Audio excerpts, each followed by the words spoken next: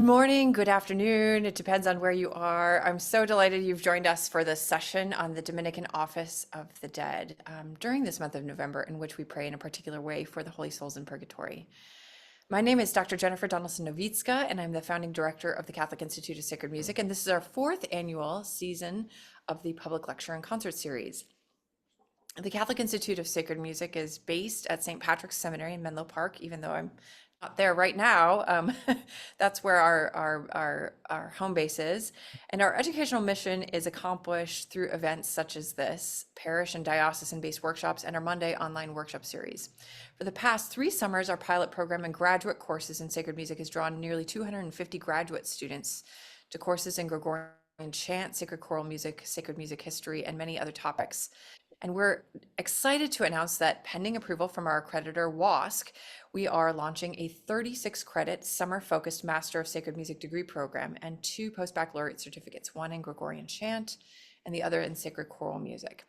Our affordable tuition of $250 per credit hour and intensive study period during the summer allow our students to maintain employment while pursuing further studies during their slow time of the year at work.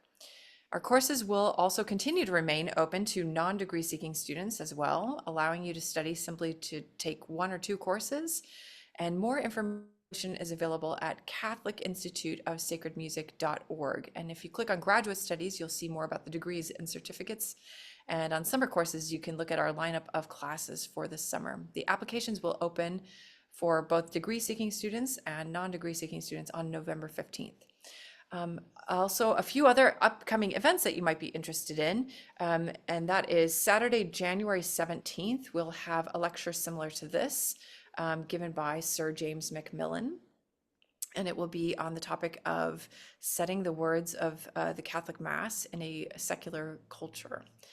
And also, you're going to have a reprise of Father Innocent at the beginning of February. He'll be joining a whole lineup of speakers for an online conference that we will have Friday and Saturday, February 6th and 7th, called Deus in Adjutorium Meum Intende, singing the divine office throughout the church's charisms. So you'll hear from Dominicans, Benedictines, Premonstratensians, all the charisms of the church that we can gather into one conference. So this time of year when the leaves fall to the ground and it begins to become cold is aptly chosen by the church to remember that we are dust and to dust we shall return. This memento mori is particularly aided by the wealth of amazing compositions, of course, in the church's treasury of sacred music that continue to captivate even secular concert goers in the contemplation of the 4 last things with striking effectivity and poignancy, even when divorced from their original liturgical context, or even having been written as a cultural artifact never intended for liturgical use. Of course, the church has laid out a course for her children to contemplate their own deaths, particularly upon the deaths of others that they know, opening them up even to praying for all souls who, as part of the church suffering, await beholding our Lord face to face in heaven from purgatory. Religious communities have built this practice and contemplation into their lives in a particularly well-rooted way, and I'm delighted that our guest today, Father Innocent Smith, is here to discuss the Office of the Dead in the context of the Dominican charism, the liturgical structure, and of course, its music. Father Innocent Smith is an assistant professor of theology now at the University of Notre Dame. And after undergraduate studies in music and philosophy at Notre Dame, he entered the Order of Preachers in 2008 and was ordained a priest in 2015. And I was very delighted to get to know him in his time at St. Vincent Ferrer in New York City, where he accomplished many great musical things as well as pastoral things. And I think that's one of the things I appreciate most about Father Innocent is that he lives a life in which scholarship is integrated not only into his intellectual life and preaching, but also into his pastoral care and ministry. He served in several other parishes as well before completing doctorate in liturgical studies at the University of Regensburg in 2021. His teaching and research interests include liturgical history, codicology, and sacred music. His monograph from 2023, Bible, Missals, and the Medieval Dominican Liturgy, focuses on medieval Bibles which contain liturgical texts for the celebration of the Mass. The liturgical selections contained in Bible missals give precious insight into both the development of the celebration of the liturgy, as well as the processes of customization and design of medieval Bibles. Bible missals present a fascinating example of the interpenetration of memory and enactment, enabling the celebration of the mysteries articulated in the biblical text. Just a few housekeeping items as we head into the lecture. Please remain muted throughout the lecture. If you would like to show your video, you're welcome to. The recording will not pick you up at all, and it's really nice to be seeing people's faces rather than talking into a bunch of black boxes. And if you'd like to put a question into the chat box at any time, you're free to do so. It won't distract us. And I'll moderate those questions for Father at the end. And then if you get it in the chat box, maybe you can just enter more fully back into the lecture. And there will also be a time at the end of the lecture to pose questions to Father verbally if you raise your hand, and I'll ask you to unmute. So without any further ado, please join me in welcoming Father Innocent Smith. Great. Well, thank you so much, Jenny, for that very generous and lovely introduction. I'd like to begin with a prayer. So today is the anniversary of all deceased brothers and sisters of the Order of Preachers. So it's a liturgical commemoration within the contemporary Dominican order. And this is one of our draft translations of the opening collect for that feast. O God, who wondrously call us to the same hope, we humbly implore you on behalf of our deceased brothers and sisters, that those whom you have loved with an ineffable love in this life, and whom you have granted to serve you with apostolic charity in the preaching of the gospel, you may mercifully take unto yourself in peace and joy. Through Christ our Lord. Amen. So it's a great pleasure to be with you to talk about the Office of the Dead in the Dominican Liturgy. I'd like to just give you a brief overview of what I'll be trying to do today. So I'm going to start with a brief introduction to the origins of the Office of the Dead, and then I'll talk about specifically the Dominican tradition of the Office of the Dead. Finally, I'm going to focus in on the chants and orations for Vespers, singing through those and talking through their biblical sources as well as their musical elements. I'll then conclude with some remarks about the reception history of Dominican liturgy and some contemporary concepts about praying for the dead. So what are the origins of the Office of the Dead? The most recent major study that does a kind of comprehensive overview of this liturgy is by Nud Ottenson, The Responsories and Versicles of the Latin Office of the Dead. This cover is a lovely illustration of one of the major themes of his book. You see a Dominican, I think this is an Augustinian, a Franciscan, and then a Carmelite. I gave them out of order. They're all in slightly different habits, and it's a visual illumination of the nature of the Office of the Dead in the medieval liturgy. So all of the different religious orders, as well as lots of different regions of the church, had slightly different ways of praying the Office of the Dead, and yet they all shared in common this basic concept. So Office of the Dead in the medieval liturgy consists of just 3 hours of the liturgy, so Vespers, Matins, and Lauds. This is distinctive. So many other versions of the office, that is like a votive office for a particular occasion or a office for a feast, would typically also have particular things for the minor hours, the other hours of the liturgy. But the Office of the Dead is restricted to just these 3. According to Audetson, the most likely origin is actually in Rome, so as a liturgy for death and burial. And then it's important to be able to notice, and this will come up again as we go through different prayers and antiphons for the Office of the Dead, there's 2 different fundamental types of prayer that we can identify.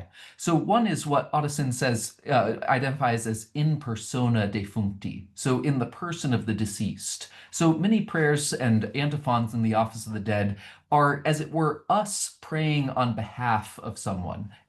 So somebody who's not able to speak for themselves is given voice through the Office of the Dead. Audetson identifies other prayers as being pro defunctis, so in the name of the church, in a kind of third-person way, praying for the deceased. And I think this is a helpful distinction to think about how to analyze different prayers and chants.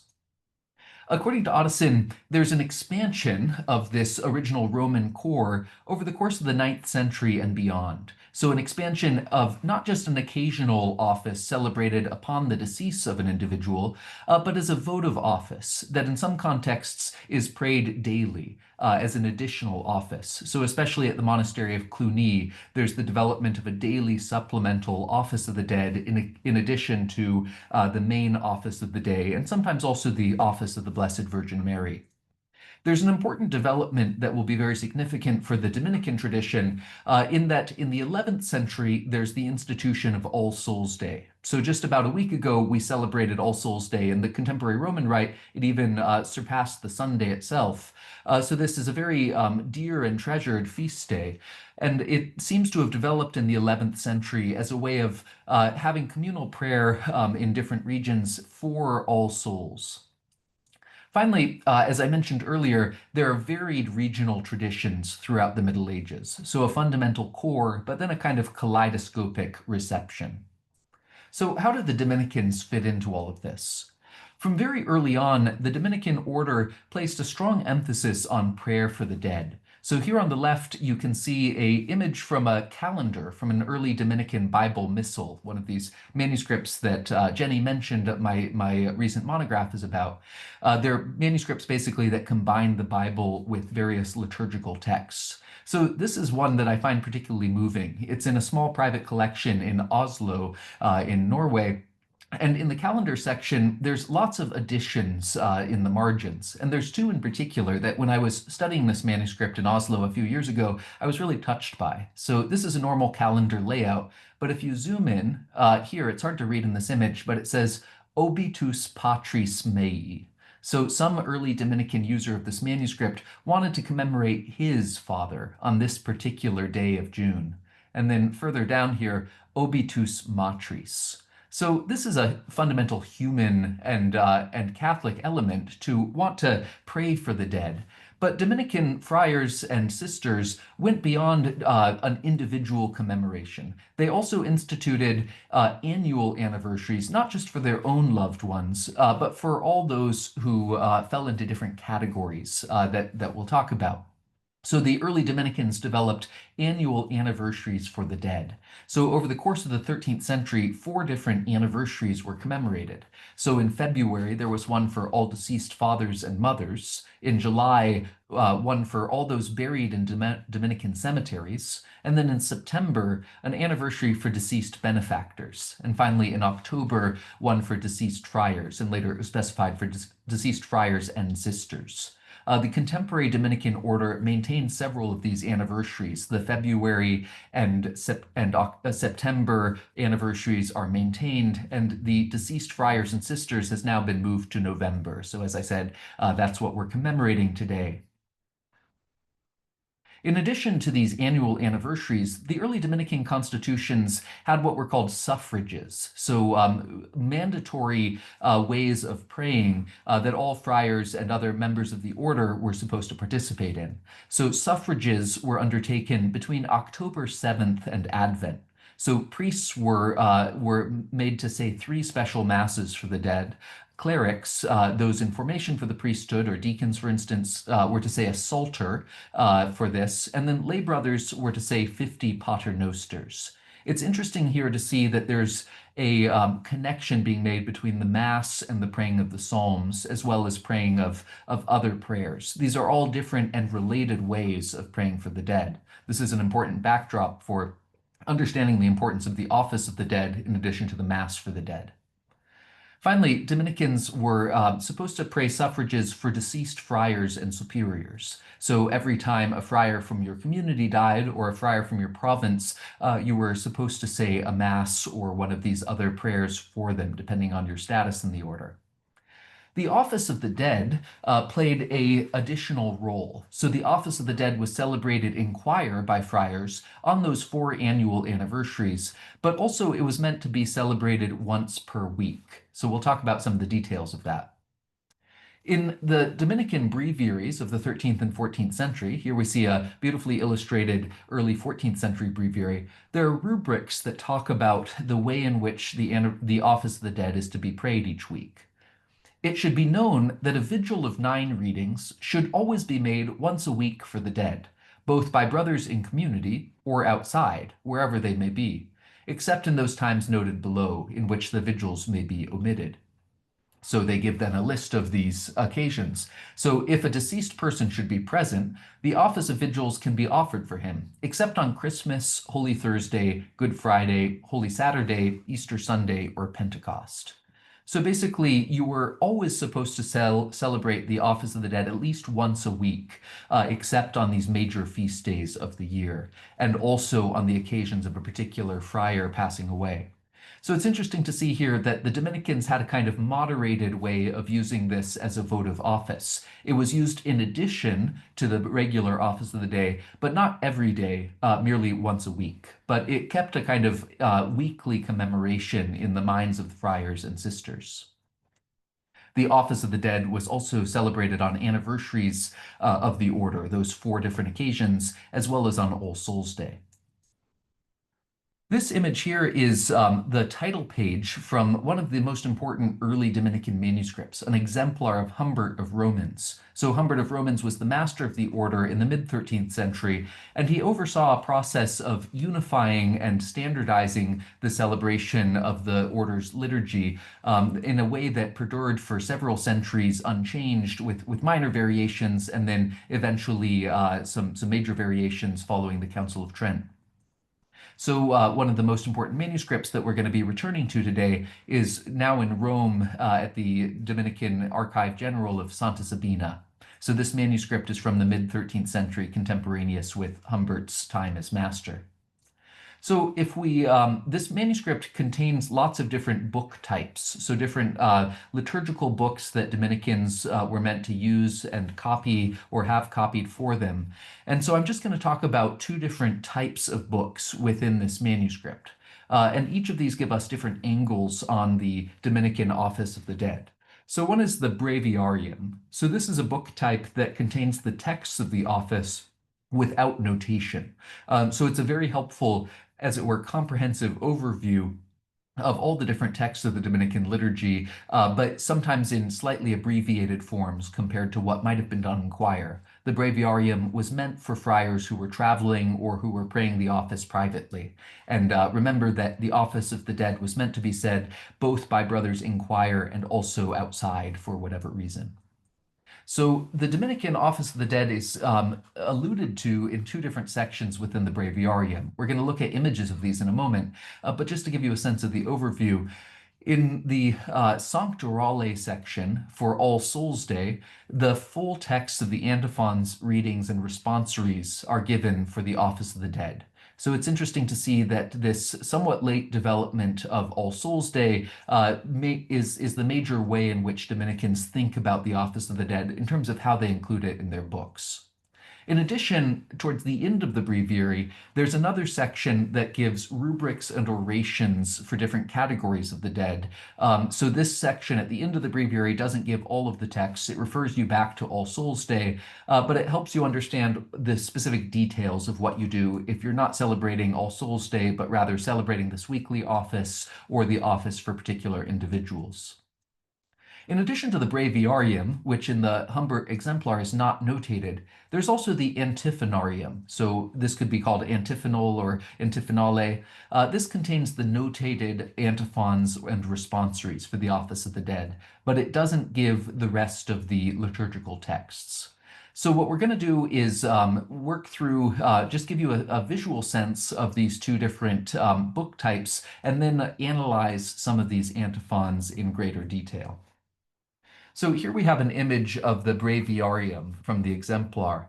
So it's a very dense layout of texts. One thing you can see just at a glance is some of the texts are kind of bigger letters and some are smaller letters. This is following an old convention of putting texts that might be sung, at least even theoretically, in smaller script, and then texts that are spoken or recited in larger script. So it's a visual way of helping you parse the text.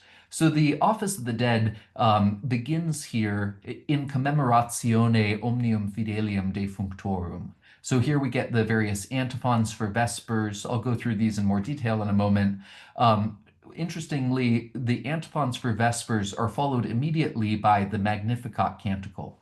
So in the Dominican Office of the Dead, there are no elements in between the Psalms, antiphons, and the Magnificat. You don't have a hymn, you don't have a reading, and so forth. So it's preserving a very old structure of liturgy without some of these other later elements.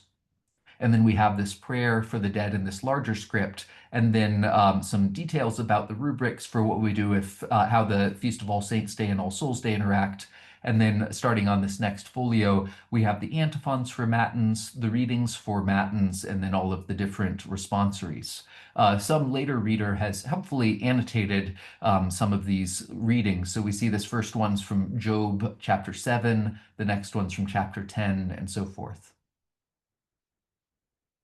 On this next set of images, we have the details for the weekly Office of the Dead. So if we zoom in here, there are some details given here about when we celebrate the Office of the Dead, and then in more detail is given the actual texts for the orations. So on All Souls Day, you say a general oration for all of the dead, but then, as I mentioned, the Office of the Dead might be celebrated for a particular individual. So here we get an oration if it's a bishop that we're celebrating it for, pro episcopo defuncto, or pro viro defuncto for a deceased man.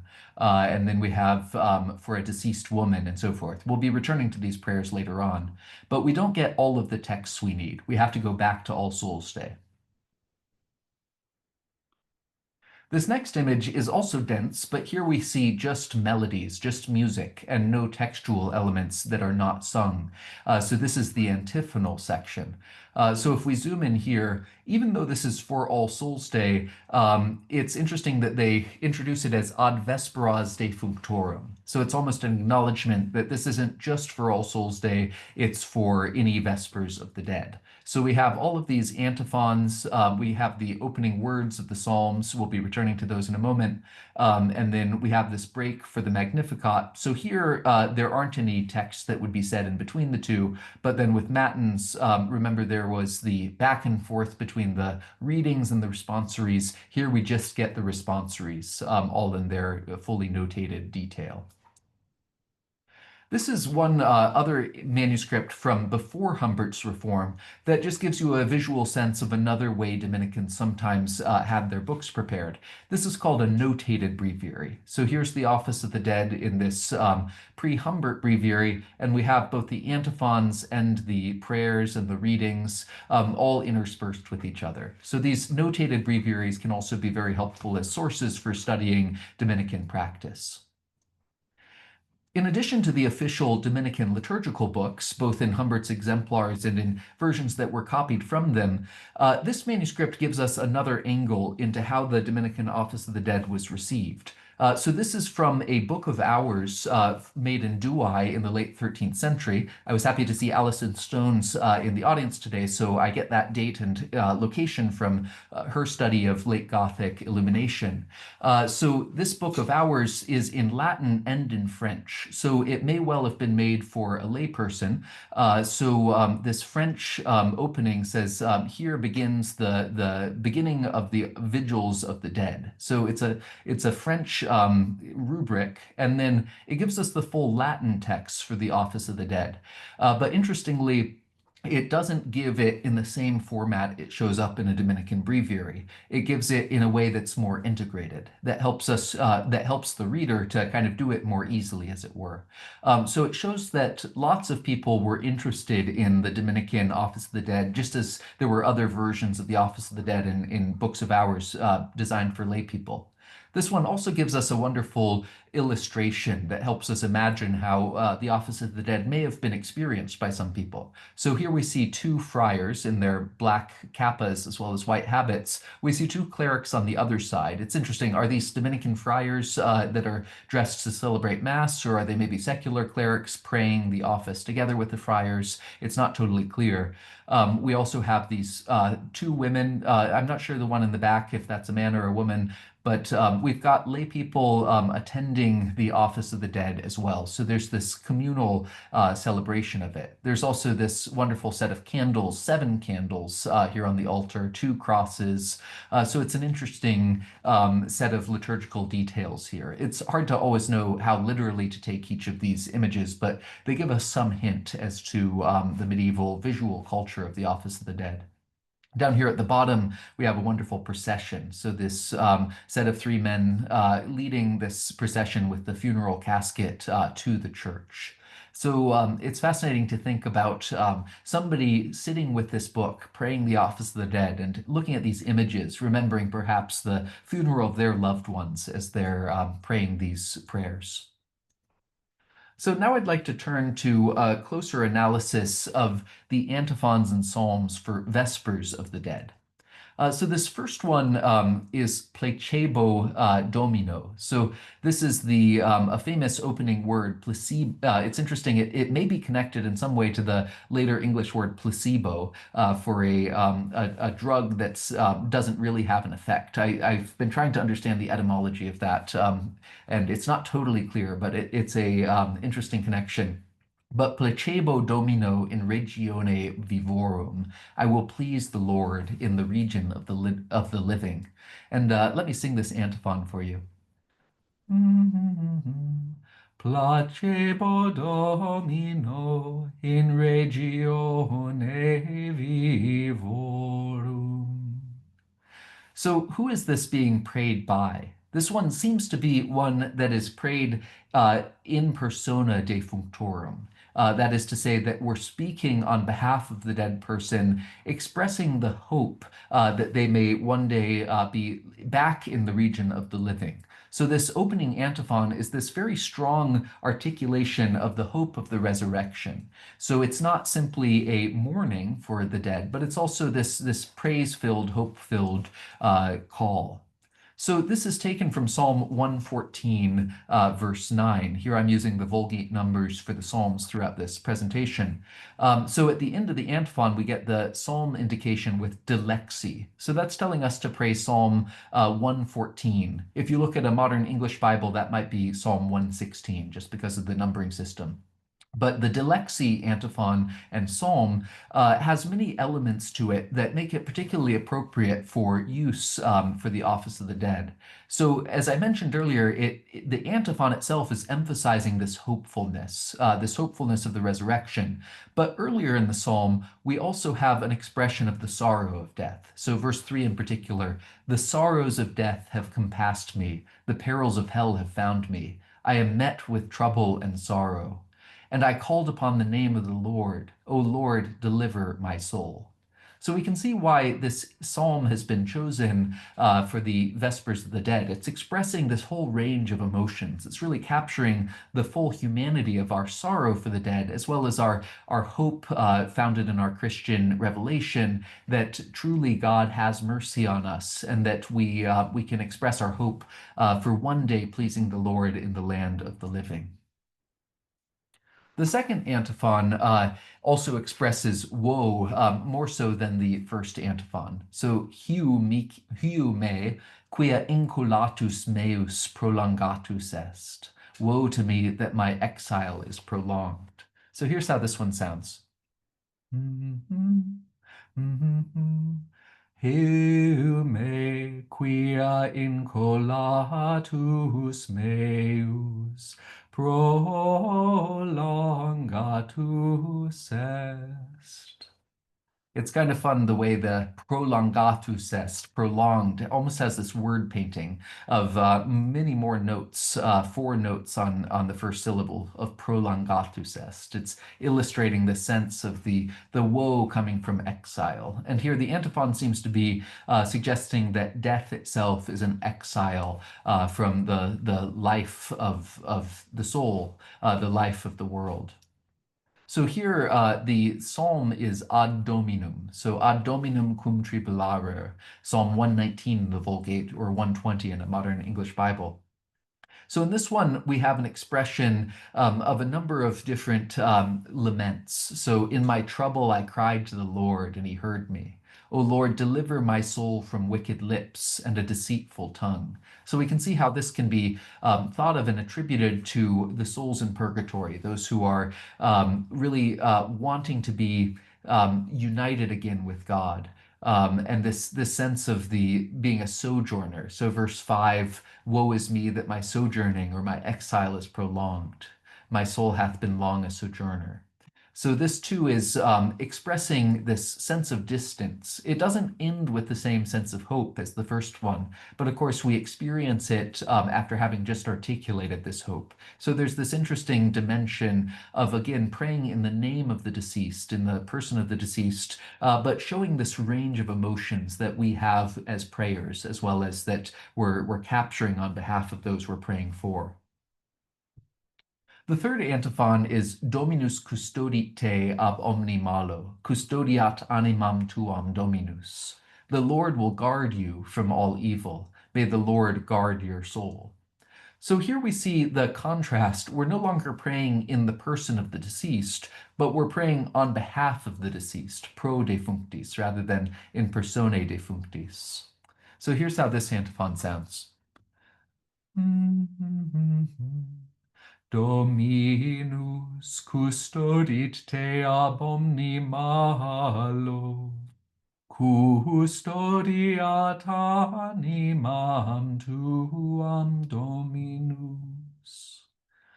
Here it's interesting. It's sometimes problematic to be too straightforward about trying to claim that different modes have different moods, but I think you can hear almost a more peaceful sense here. The last antiphon, with its very anxious text, also had a kind of anxious melody. Here, there's a little more of a sense of this trust in the Lord guarding you from all evil, and this expression of hope that he'll guard your soul. So this one is accompanied by the Psalm Levavi. So Psalm 120 in the Vulgate, or 121 in a modern Bible. I have lifted up my eyes to the mountains, from whence help shall come to me. My help is from the Lord who made heaven and earth. So this whole psalm is expressing this sense of confidence of the Lord's help, the Lord's ability to protect us. And then there's I think you might also make a connection with verse 4. Behold, he shall neither slumber nor sleep that keepeth Israel. So here we can think of death as a form of sleep, and it's this sense of the our trust that even though we fall asleep in death, and Jesus has died, he's also been raised for us, so that we're no longer worrying about a perpetual sleep, but rather trusting that the Lord is alive. The Lord is not sleeping.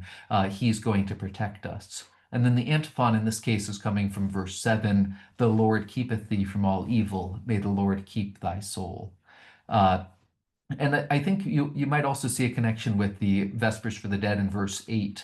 May the Lord keep thy coming in and going out from henceforth now and forever. So I think as these psalms are being read and sung in the context of the Office of the Dead, this language of entering and going out, whatever meaning that might have in its original historical context, there's a way of thinking about this as coming into life, going out from life, and then eventually praying for going back into life through the resurrection. So again, there's a lot of subtlety to the way that these antiphons are helping us receive the Psalms, helping us to think through what's happening with the dead as we're praying for them and with them.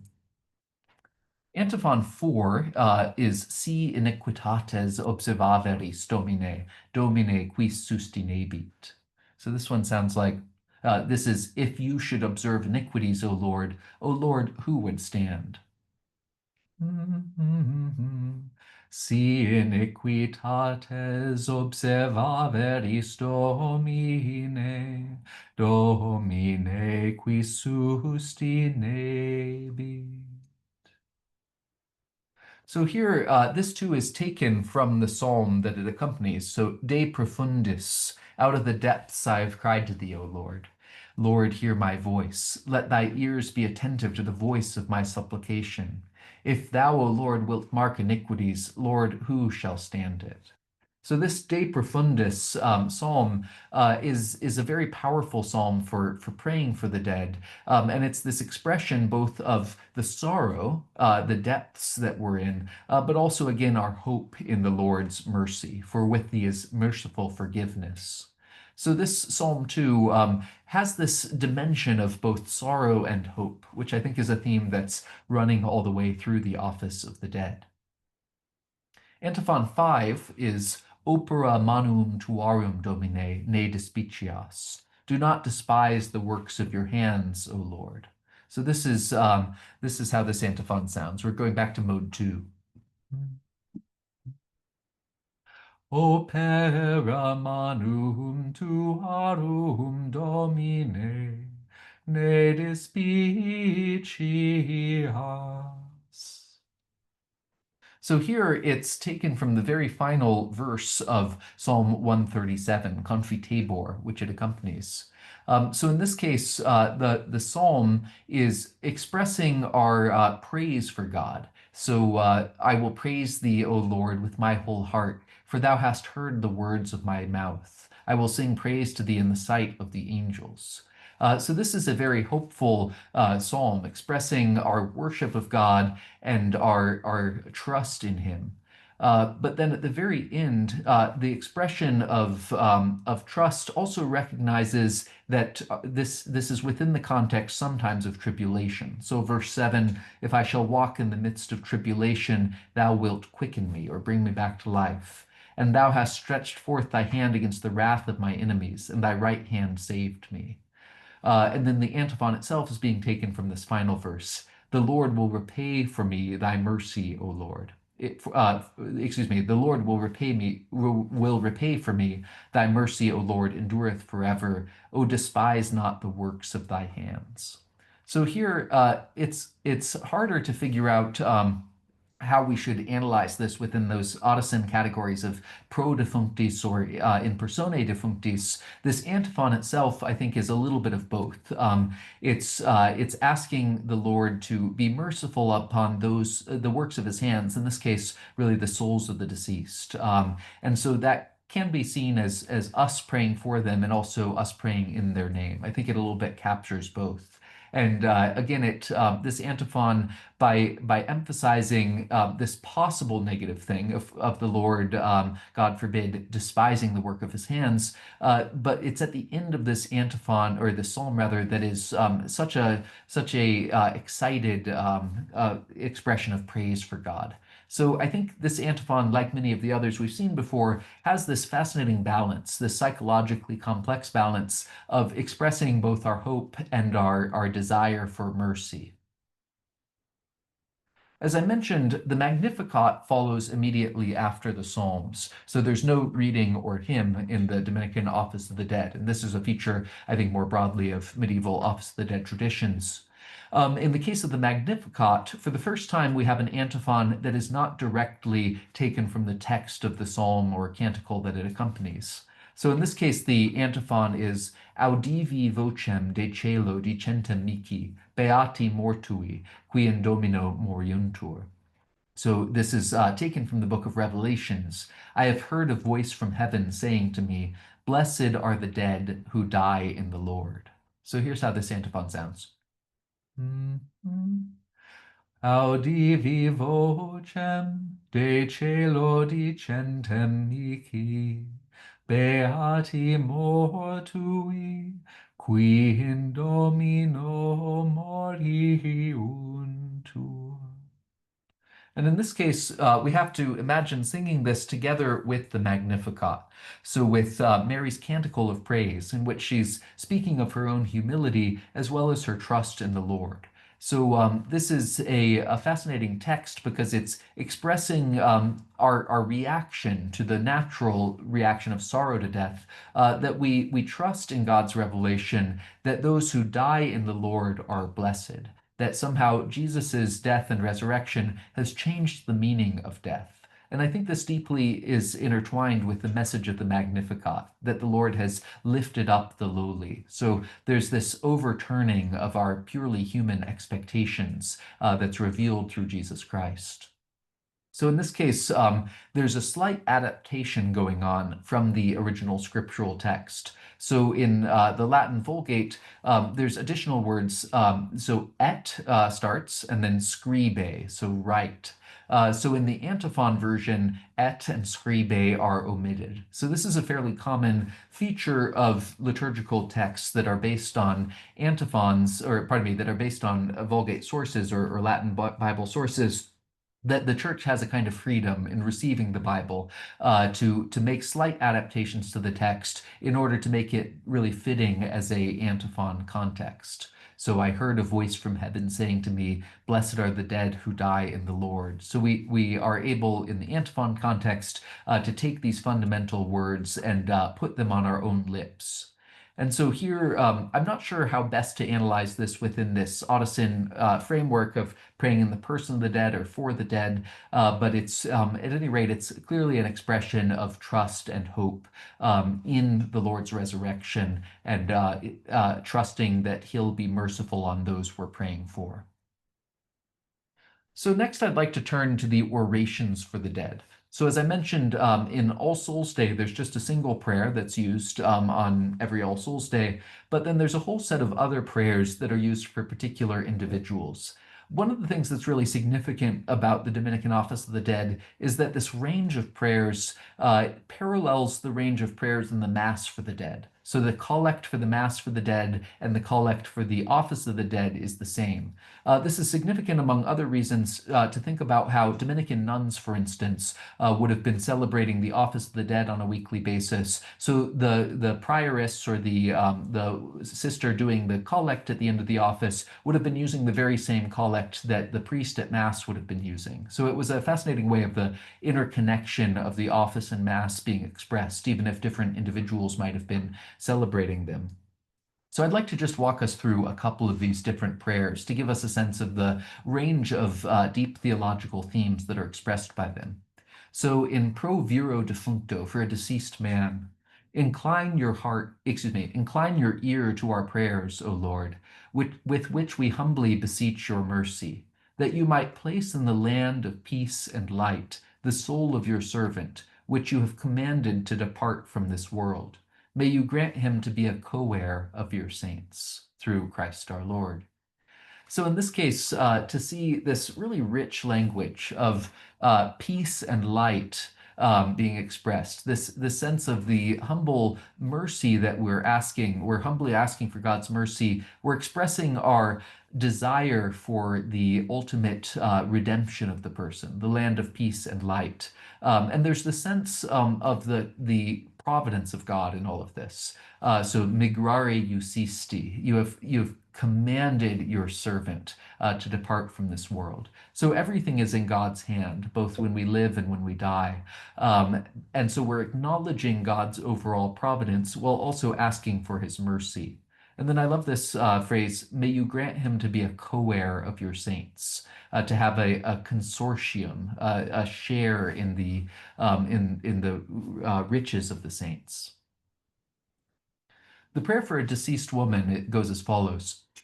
We beseech you, O Lord, on account of your loving mercy, to have mercy on the soul of your handmaid, and having been stripped of the contagions of mortality, restore to her a share in eternal salvation. So here we see this interesting interplay of mercy. So pietate miserere. So these in English are both translated or can be translated loving mercy or mercy. So we're asking on account of God's loving mercy that he'll have mercy. So we're acknowledging this fundamental trust in the reality of mercy being at the heart of God's nature in a way that is then expressing our hope that this particular individual may have any downsides or contagions of mortality taken away and given a full share in eternal salvation. So it's expressing this desire for our prayers to have an effect through God's mercy for the good of the individual.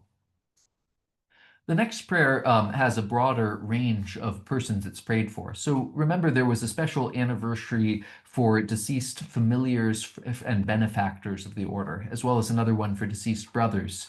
So familiars and benefactors were those who were closely connected with the work of the order through their financial support or through their personal labor. So this prayer is expressing the intercession on for these individuals. O God, bestower of pardon and author of human salvation, we beseech your mercy by the intercession of Blessed Mary, ever Virgin, and all the saints, that you may grant that the brothers, familiars, and benefactors of our congregation who have left this world may come to the fellowship of eternal happiness. So here it's interesting to see the connection between the intercession of the saints and the prayer for the dead. So it's not just us as individuals living who are praying for the dead, but also those who are already in heaven are praying for the dead. So it's expressing this threefold interconnection of those who are living on earth, those who are already in heaven, and then implicitly those who are being prayed for in purgatory. I particularly love this opening phrase, God, bestower of pardon and author of human salvation. So the sense that that human salvation is a beautiful work of art that has to be made and brought about by God. The next one is for deceased parents. O God, who have commanded us to honor father and mother, graciously have mercy on the souls of our parents. Forgive their sins and grant that we may see them in the joy of eternal brightness. So this collect as well, I think, expresses this fundamental human dimension of the liturgy, this acknowledgement of our special connection to our parents, as well as our special sorrow at their death, but then also our desire and our trust and hope in God. So grant that we may see them in the joy of eternal brightness. This desire to be reunited with our deceased loved ones is expressed in a special way in this prayer, and the sense of the command to honor father and mother being fulfilled through our prayer for our deceased parents. And then finally, there's the prayer for All Souls Day, which also shows up in the Vespers of the Dead on a weekly basis if you're just praying for all the dead in general.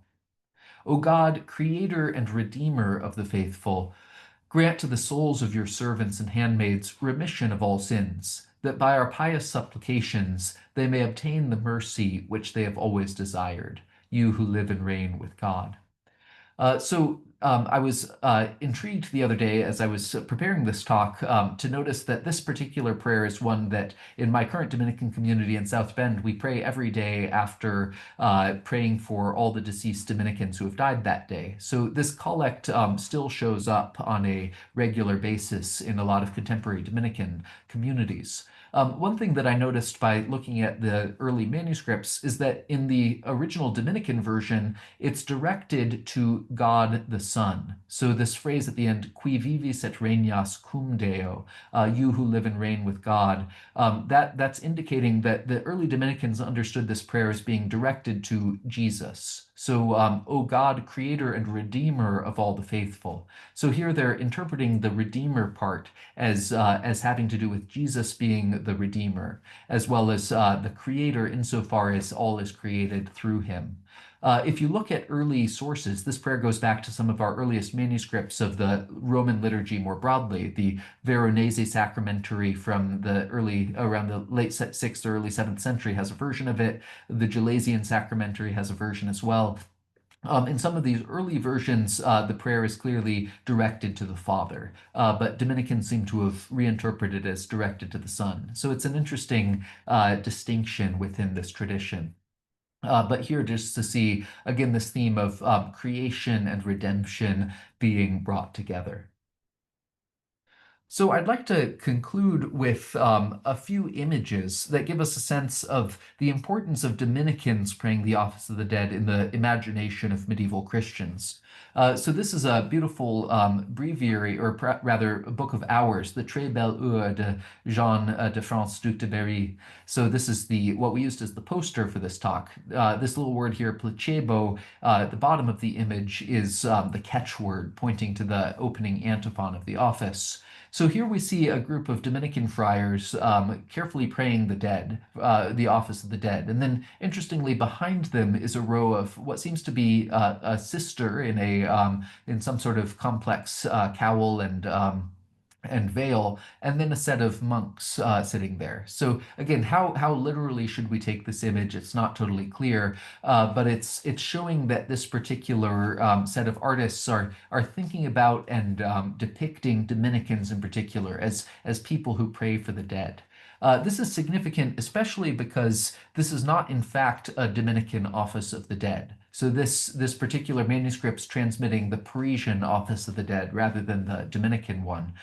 So it just shows us that there can sometimes be a disconnect between the image and the text, and yet it still captures something broader about this Dominican and monastic sense of friars and sisters and monks being seen as those who pray for the dead in particular.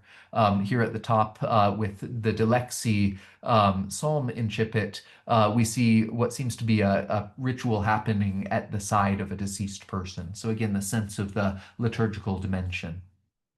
It's fascinating to compare the Très Belle Heure of the Duc de Berry with the Grande Heure, another manuscript that he commissioned just a few years after the first one we've looked at. In particular, there's an almost identical arrangement of the friars and sister and monks in this slightly later manuscript. So it's really interesting to think about what's going on here with this artistic dimension. But again, this later manuscript also is the Parisian Office of the Dead rather than the Dominican one. So just a couple of conclusions. Dominicans prayed the Office of the Dead on various occasions throughout the year and on a weekly basis. And as we've seen, the Office of the Dead was distinct from the Mass for the dead, and yet these two things were interconnected by using the same prayers, as well as by, on certain occasions, being celebrated in conjunction with one another.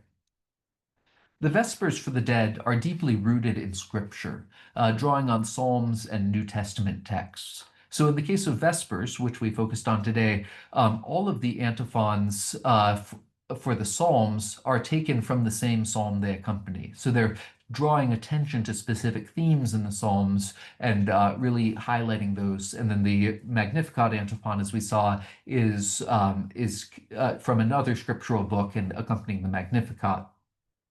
We might get slightly different results if we looked at other parts of the Office of the Dead. So the readings for the Matins of the Office of the Dead are generally taken from Job, as we saw, and the responsories in some cases are from Scripture, and in some cases are newly composed texts.